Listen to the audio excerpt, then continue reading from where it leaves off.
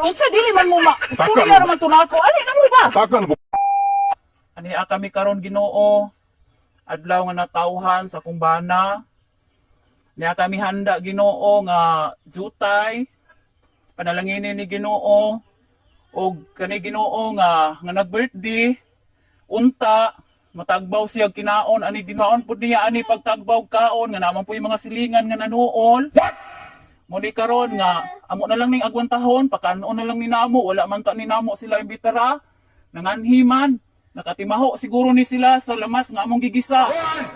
Naunsa po ning lamas perti man pong umutagod inigisa perti biya namong tago-tago unta kay kaning handa lagi namo igo-igo na namong pamilya nga matagbaw ba ang birthday ug kaon. Pero na naman ni sila, hinay ka naman, nanuol man. Alangan naman po, amo ni silang abugol. Nakatayo ni namo karong Ginoo, naot nga, mabusog mi ani, bisa ginagmay ra. O kaning kuan, unsa paning naana mo nga gihanda karon, bahin-bahin mo na mo ni.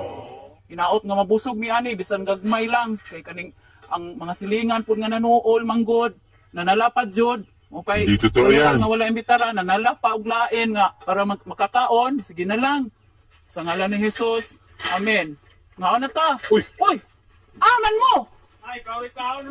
Uy! Unsa dili man mo ma. Istorya ra man to nako. Ani na mo ba? Takan mo kag ampo. Bulabot mo kang ilabot po. Ani na mo diri.